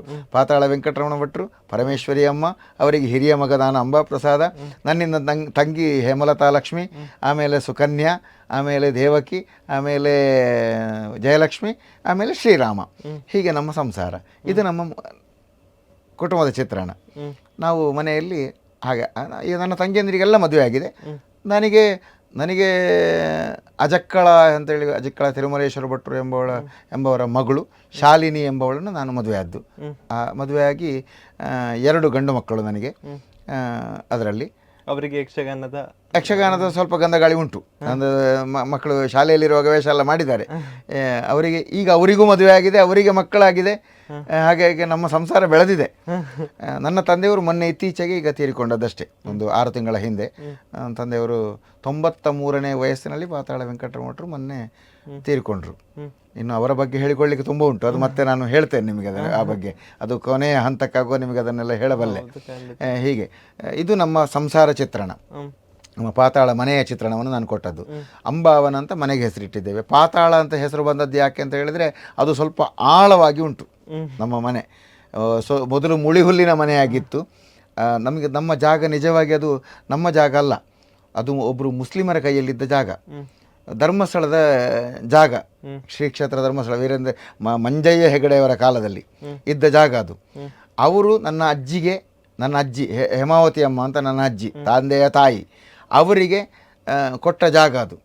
ನೀವು ಇಲ್ಲಿ ಉಳೀರಿ ಅಂತ ಹೇಳ್ಕೊಂಡು. ಯಾಕೆ ಉಳೀರಿ ಅಂದರೆ ನಮಗೆ ಉಳಿಲಿಕ್ಕೆ ಜಾಗ ಇರಲಿಲ್ಲ ಆವಾಗ. ಅಲ್ಲಿ ಒಂದು ಕ್ಷೇತ್ರದಿಂದ ನಮಗೊಂದು 1.5 ಎಕರೆ ಜಾಗ ಆಗುವಷ್ಟು ನಮಗೆ ಕೊಟ್ಟರು ಅಲ್ಲಿ. ಅದನ್ನು ನಾವು ಬೆಳೆಸಿದೆವು. ಆಮೇಲೆ ಸಸಿ ಎಲ್ಲ ಹಾಕಿ ಅಡಿಕೆ ತೋಟ ಎಲ್ಲ ಮಾಡಿ ಈಗ ತುಂಬ ತೊಂದರೆ ಇಲ್ಲ, ಹೊಟ್ಟೆಪಾಡಿಗೆ ತೊಂದರೆ ಇಲ್ಲ, ಅಷ್ಟು ವ್ಯವಸ್ಥೆ ಉಂಟೀಗ ನಮಗೆ. ತಂದೆಯವರ ಕಾಲದಿಂದ ಆದ ಧರ್ಮಸ್ಥಳದ ಮಂಜುನಾಥನ ಅನುಗ್ರಹ, ಇವರು ಮಂಜಯ್ಯ ಹೆಗಡೆಯವರ ಅನುಗ್ರಹ ಅಂತ ಹೇಳಬೇಕು. ಅದನ್ನು ನಾವು ಆ ರೀತಿ ಹೇಳಿಕೊಳ್ಬೇಕಾಗ್ತದೆ. ಮತ್ತು ಈಗಿನ ಹೆಗಡೆಯವರು ಕಾವಂದರು ತೊಂದರೆ ಇಲ್ಲ, ನಮಗೆಲ್ಲ ಒಳ್ಳೆಯ ವ್ಯವಸ್ಥೆ ಮಾಡಿಕೊಟ್ಟಿದ್ದಾರೆ. ಹೇಗೆ ಅಂತ ಹೇಳಿದರೆ, ಮಂಜಯ್ಯ ಹೆಗಡೆಯವರ ಕಾಲದಲ್ಲಿ ಜಾಗ ನಮಗೆ ಸಿಕ್ಕಿದ್ದು. ಗುಂಡ್ರಾಯರು ಅಂತ ಒಬ್ಬರು ಇದ್ದರು. ಅವರು ಪಾತಾಳದವರಿಗೆ ಜಾಗೆ ಬೋರ್ಡಿಗೆ ಪಾತಾಳದವರಿಗೆ ಒಂದು ಪಾತಾಳದ ಅಮ್ಮನಿಗೆ ಪಾತಾಳದ ಅಮ್ಮನಿಗೆ ಅಂತ ಹೇಳಿದ್ರೆ, ತಂದೆಯವರು ಆವಾಗ 9 ವರ್ಷ ಪ್ರಾಯದ ಹುಡುಗ. ಆವಾಗ ತಂದೆಯವರನ್ನು ಕರ್ಕೊಂಡು ಈ ಅಜ್ಜಿ ಹೋಗಿ ಕೇಳಿದ್ದು, ಅಲ್ಲಿ ನಮಗೆ ಒಂದು ಉಣ್ಲಿಕ್ಕೆ ಒಂದು ಎಂತಾದ್ರು ವ್ಯವಸ್ಥೆ ಮಾಡಿಕೊಡಿ, ಒಂದು ಜಾಗ ಕೊಡಿ ಅಂತ ಕೇಳಿದ್ದಕ್ಕೆ, ಎಲ್ಲಿ ಉಂಟಾ ಅದು ಅಲ್ಲಿ ಇದು ಕಜೆ ಎಂಬ ಜಾಗ, ಅಲ್ಲಿಗೆ ಪಾತಾಳ ಅಂತ ಇರಲಿಲ್ಲ, ಕಜೆ ಅಂತ ಇದ್ದದ್ದು ಜಾಗ ಹೆಸರಿಗೆ. ಆ ಕಜೆಯಲ್ಲಿ ಒಂದು ಜಾಗ ಉಂಟು, ಅಲ್ಲಿ ಹೋಗಿ ಅವನಿಗೆ ಕೊಡುವ. ಒಬ್ಬ ಸಾಯಿಬ ಗೇಣಿ ಕೊಡ್ತಾ ಇಲ್ಲ, ಹಾಗಾಗಿ ಆ ಜಾಗವನ್ನು ಇವರಿಗೆ ಕೊಡುವ, ತೆಗೆದು ಇವರಿಷ್ಟು ಗೇಣಿ ಕೊಡಲಿ ಅಂತೇಳಿ ಹಾಗೆ ಬರೆದು ಆ ಹೊತ್ತಿಗೆ ನಮಗೆ ಆಯ್ತದು ಜಾಗ ಆಯಿತು. ಅಲ್ಲಿಗೆ ಮತ್ತೆ ಯಾರೋ ಬಂದವರು ಹೇಳಿದರು, ಇದು ದೊಡ್ಡ ಪಾತಾಳದಾಗ ಉಂಟು ಮನೆ ಅಂತ. ಹಾಗೆ ಅದು ಪಾತಾಳ ಆಯಿತು. ಕಜೆ ಹೋಗಿ ಪಾತಾಳ ಆಯಿತು. ಪಾತಾಳ ಹೋಗಿ ಮತ್ತೆ ವೆಂಕಟರಮಣ ಪಾತಾಳ ವೆಂಕಟರಮಣ ಭಟ್ರು ಆಯಿತು. ಅಲ್ಲಿ ಮುಳಿ ಹುಲ್ಲಿನ ಮನೆ. ಅಲ್ಲಿ ನಂತರ ಮತ್ತೆ ಅಲ್ಲಿ ಮೇಲೆ ಒಂದು 74ನೇ ಇಸವಿಗಾಗೂ ತಂದೆಯವರೊಂದು ಹೊಸ ಮನೆ ಕಟ್ಟಿ, ಯಕ್ಷಗಾನದ ಸಂಪಾದನೆಯಲ್ಲಿ ಅವರೊಂದು ಮನೆ ಕಟ್ಟಿದರು. ಅಲ್ಲಿ ಒಂದು ಮನೆ ಆಯಿತು. ಅಲ್ಲಿಂದ ಮತ್ತೆ ಅಲ್ಲೇ ಸ್ವಲ್ಪ ಮೇಲೆ ಒಂದು ನಾನು ಮನೆ ಕಟ್ಟಿದೆ ಈಗ. ಹಾಗೆ ಪಾತಾಳ ಬೆಳೆದು ಮೇಲೆ ಹೋದಾಗ ಆಯಿತು. ಆ ಲೆಕ್ಕದಲ್ಲಿ ರಾಘವೇಶ್ವರ ಶ್ರೀಗಳೊಮ್ಮೆ ಮನೆಗೆ ಬಂದಿದ್ದರು. ಅವರು ಬಂದಾಗ ಹೇಳಿದರು, ಪಾತಾಳ ಮೇಲೆ ಬಂದಿದೆ ಈಗ ಅಂತೆಲ್ಲ ಅವರ ಆಶೀರ್ವಚನದಲ್ಲೆಲ್ಲ ಹೇಳಿದರು. ಹಾಗೆ ಅಂತ ಒಂದು ನಮ್ಮ ಇದು ಯಕ್ಷಗಾನದ ಜೀವನದ ಹೀಗೆ ನಡೀತಾ ಹೋಗ್ತು. ಪಾತಾಳ ಮನೆಯದ್ದು ಹೀಗೆ ನಡೀತಾ ಹೋಗ್ತು. ಅಂತೂ ಸುಂಕರಗಟ್ಟೆ ಮೇಳದ ತಿರುಗಾಟದವರೆಗಿನ ವಿಷಯವನ್ನು ನಾನೀಗ ನಿಮಗೆ ಹೇಳಿದ್ದೇನೆ. ಇನ್ನು ಮುಂದಿನ ವಿಷಯ ಏನು ಅಂತ ನೀವು ಕೇಳಿದರೆ ಅದಕ್ಕೆ ಉತ್ತರ ಕೊಡಬಲ್ಲೆ. ಸರ್, ಈಗ ಯಕ್ಷಗಾನದಲ್ಲಿ ಪಾತಾಳರ ಒಂದು ಶ್ರೀವೇಷ ಅಂತ ಹೇಳಿ ಒಂದು ಹೆಸರು ಬಂದಿತ್ತು. ಹೌದು. ಹಾಗಿರುವಾಗ ಈ ಒಂದು ಹೆಸರು ಬಂದ ನಂತರ ನಿಮ್ಮ ಒಂದು ಹೊಣೆಗಾರಿಕೆ ಎಷ್ಟು ಹೆಚ್ಚಾಗಿದೆ ಅಂತ ಹೇಳಿ? ತಂದೆಯವರ ಹೆಸರನ್ನು ಮಗಾಗಿ ನಾನು ಉಳಿಸಿಕೊಡ್ಬೇಕಲ್ಲ. ಖಂಡಿತ. ಹಾಗಾಗಿ ನಾನು ಏನು ಮಾಡಬೇಕು ಅದನ್ನು ತಂದೆಯವರ ಹತ್ರ ನಾನು ಕೇಳ್ತಾ ಇದ್ದೆ. ತಂದೆಯವರು ಹೇಗೆ ಅಂತ ಹೇಳಿದರೆ, ಯಕ್ಷಗಾನಕ್ಕಾಗಿ ಅವರ ಜೀವನವನ್ನೇ ಮುಡುಪಾಗಿಟ್ಟವರು. ಕೇವಲ 3,000 ರೂಪಾಯಿ ಸಂಬಳ, 6 ತಿಂಗಳಿಗೆ 3,000 ರೂಪಾಯಿ ಸಂಬಳಕ್ಕೆ ಅವರು ಜೀವನ ಮಾಡ್ತಾ ಇದ್ದವರು. ಅದರಲ್ಲಿ ಅವರು ನೆಲೆಯನ್ನು ಕಂಡುಕೊಂಡಿದ್ದಾರೆ. ಹಾಗಿರುವಾಗ ಅವರ ಜೊತೆಯಲ್ಲಿ ನಾನು ಸೇರಿದಾಗ ನನಗೆ ನಿಜವಾಗಿ ಧರ್ಮಸ್ಥಳ ಮೇಳಕ್ಕೆ ಹೋಗುವಾಗ ನನಗೆ 3 ರೂಪಾಯಿ ಸಂಬಳ ಇದ್ದದ್ದು. 3 ದಿವಸಕ್ಕೆ 3 ರೂಪಾಯಿ ಸಂಬಳ. ಆವಾಗ ಒಂದು ಗ್ಲಾಸ್ ಚಾಯಕ್ಕೆ 15 ಪೈಸೆ, ಒಂದು ಪ್ಲೇಟ್ ಅವಲಿಕ್ಕಿ ಇದಕ್ಕೆ 15 ಪೈಸೆ. ಹಸಿರು ಅವಲಕ್ಕಿ, ಕಡಲೆ ಅವಲಕ್ಕಿ ಎಲ್ಲ ಒಂದು ಅಲ್ಯೂಮಿನಿಯಂ ಪ್ಲೇಟಲ್ಲಿ ತುಂಬ ಕೊಟ್ಟರೆ ಹೊಟ್ಟೆ ತುಂಬ ತಿನ್ಲಿಕ್ಕೆ ಆಗ್ತಿತ್ತು. ಹಾಗಾಗಿ ಜೀವನ ನಡೀತಾ ಇತ್ತು ಅದು ಅವಾಗೆಲ್ಲ. ಮತ್ತು ಇಲ್ಲದಿದ್ದರೆ ಅರ್ಚಕರು ಪಂಚಕಜ್ಜಾಯ ಕೊಡ್ತಾಯಿದ್ರು, ಅದನ್ನು ತಿಂತಿದ್ದೆವು. ನೀರು ಕುಡಿದು ಬದುಕ್ತಿದ್ದೆ. ನಾವು ಚಹಾ ಕುಡಿತಿರಲಿಲ್ಲ ಆವಾಗ. ಚಹಾ ಕುಡಿಲಿಕ್ಕೆ ನಾನು ಶುರು ಮಾಡಿದ್ದು 100 ರೂಪಾಯಿ ಸಂಬಳ ಆದಮೇಲೆ. ನನಗೆ 100 ರೂಪಾಯಿ ಸಂಬಳ ಆದಮೇಲೆ ನಾನು ಚಹಾ ಕುಡಿಲಿಕ್ಕೆ ಆರಂಭ ಮಾಡಿದ್ದು. ಅಷ್ಟರಲ್ಲಿ ನಾನು ಚಹಾ ಕೂಡ ಕುಡಿತಿರಲಿಲ್ಲ. ಚಹಾ ಕುಡಿಲಿಕ್ಕೆ ದುಡ್ಡು ಸಾಕಾಗ್ತಿರಲಿಲ್ಲ, ಹಾಗೆ ವಿಷಯ ಅಷ್ಟೇ. ಮತ್ತು ಆವಾಗ ದುರಾಭ್ಯಾಸ ಬರಲಿಲ್ಲ. ಅದು ದುರಾಭ್ಯಾಸ ಬಂದದ್ದು ಸ್ವಲ್ಪ ಮತ್ತೆ ಎಲ್ಲರೂ ಸಹವಾಸ ದೋಷ ಅಂತ ಹೇಳ್ಬೋದು. ಅದು ಕಲಾವಿದರೆಲ್ಲ ಬಯ್ಯಾಗೊಂಜಿ ಚಹಾ ಪರೋಡಿಯಾ ಅಂತ ಹೇಳುವಾಗ ಇದು ಏನೋ ಹಾಗಾದ್ರೆ ಒಂದು ಅದರಲ್ಲಿ ಎಂತ ಚಹಾದಲ್ಲಿ ಏನು ವಿಶೇಷತೆ ಉಂಟು ಅಂತ ಅದೊಂದು ಹಾಗೆ ಒಂದು ಚಹಾ ಕುಡಿಯೋದು. ಮತ್ತು ಈಗ ಚಹಾ ಎಲ್ಲ ಧರ್ಮಕ್ಕೆ ಸಿಗ್ತದೆ ಹೆಚ್ಚಿನ ಕಲಾವಿದರಿಗೆ. ಆವಾಗ ಚಹಾ ಧರ್ಮಕ್ಕೆ ಸಿಗ್ತಿರ್ಲಿಲ್ಲ. ಎಲ್ಲಿಯಾದರೂ ಅಂಗಡಿಗೆ ಹೋಗಿ ಒಂದು ಸ್ವಲ್ಪ ಚಹಾ ಕುಡಿಬೇಕಾದ್ರೆ ಆವಾಗಲೂ ಅಷ್ಟೇ. ಯಕ್ಷಗಾನ ಆಗುವಾಗ ಕೂಡ ಸಿಗ್ತಾ ಇರಲಿಲ್ಲ. ಇಲ್ಲ, ಧರ್ಮಕ್ಕೆ ಕೊಡ್ತಿರ್ಲಿಲ್ಲ ಯಾರು ಕೂಡ. ನಾವು ದುಡ್ಡು ಕೊಟ್ಟೇ ಕುಡಿತಿದ್ದದ್ದು ಆವಾಗೆಲ್ಲ. ಆವಾಗ ರಾತ್ರಿ ಚಹಾ ಬೇಕು ಅಂತ ಹೇಳಿದ್ರೆ ಧರ್ಮಕ್ಕೆ ಚಹಾ ಇಲ್ಲ. ಅಂದ್ರೆ ಸೇವೆ ಆಟ ಆಡಿಸುವವರು ಇಲ್ಲ, ಆವಾಗ ಟಿಕೆಟ್ ನಾಟಗಳಲ್ವಾ, ಆವಾಗ ಟೆಂಟಿನ ಮೇಳ, ಟಿಕೆಟ್ ನಾಟ. ಆವಾಗ ಧರ್ಮಕ್ಕೆ ಚಹಾ ಯಾರು ಕೊಡುವವರಿಲ್ಲ. ನಮಗೆ ಬೇಕಾದ್ರೆ ಚಹಾ ನಾವು ಮಾಡಿಸಿ ತರಿಸು, ನಾವೇ ಹಿಡ್ಕೊಂಡು ಹೋಗುದು ಮನೆಯಿಂದ. ಇಲ್ಲ ಇದ್ರೆ ಎಲ್ಲಿಂದಾರು ತಗೊಂಡು ಬಂದು ಇಟ್ಕೊಳ್ಬೇಕು, ಇಲ್ಲದ್ರೆ ಅಂಗಡಿಯಿಂದ ತಗೊಂಡು ಹೋಗಿ ದುಡ್ಡು ಕೊಟ್ಟು ತಗೊಂಡು ಬಂದು ಕುಡಿಬೇಕು. ಹಾಗೆ ದಿವಸಕ್ಕೆ 1-2 ಚಹಾ ಕುಡಿತಾ ಇತ್ತು. ತಂದೆಯವರು ಆವಾಗ ಧರ್ಮಸ್ಥಳ ಮೇಳದಲ್ಲಿ ನನ್ನನ್ನು ಒಟ್ಟಿಗೆ ತಿರುಗಾಟಕ್ಕೆ ಹೋಗುವಾಗ ನನಗೆ ಅವರು ಚಹಾ ಕುಡಿಸಿ ತಿಂಡಿ ತಿನಿಸಿ ಎಲ್ಲ ಮಾಡ್ತಾ ಇದ್ರು. ಆ ಹೊತ್ತಿಗೆ ಅವರು ಅಷ್ಟು ಹೆಸರು ಮಾಡಿದ ಮೇಲೆ ಅದನ್ನು ನಾನು ಉಳಿಸಬೇಕೆಂಬ ನೆಲೆಯಲ್ಲಿ ಅವರು ಕಲಿತಂಥ ಬಣ್ಣಗಾರಿಕೆಯನ್ನು ಕೆಲವನ್ನು ಎಲ್ಲ ಅವರದಷ್ಟು ನನಗೆ ಬರಲಿಲ್ಲ, ಆದರೆ ಅವರದ್ದನ್ನು ಸ್ವಲ್ಪ ಸ್ವಲ್ಪ ಕಲಿತುಕೊಂಡಿದ್ದೇನೆ ನಾನು. ಅವರ ಶಿರೋಭೂಷಣ, ಅವರ ಅಂಗಿಕ ಡ್ರೆಸ್ಸುಗಳು, ಇದು ಸೊಂಟಪಟ್ಟಿ, ಕೈಪಟ್ಟಿ, ಬಳೆ ಇತ್ಯಾದನ್ನೆಲ್ಲ ಎಲ್ಲವನ್ನು ನಾನೀಗ ಉಪಯೋಗಿಸ್ತಾ ಇದ್ದೇನೆ. ಅದನ್ನು ಕೂಡ ತಂದೆಯವರದ್ದನ್ನೇ ಉಪಯೋಗಿಸೋದು. ಅವರು ಬೇಲೂರು ಹಳೆಬೀಡಿಗೆ ಹೋಗಿ ಅಲ್ಲಿಯ ಶಿಲಾಬಾಲಿಕೆಯರ ಇದನ್ನು ಭಂಗಿಗಳನ್ನೆಲ್ಲ ಕಲಿತು ಅದನ್ನು ನೋಡಿ ಅದನ್ನು ಅಭ್ಯಾಸ ಮಾಡಿ ತಂದು ಯಕ್ಷಗಾನಕ್ಕೆ ಕೊಟ್ಟವರು.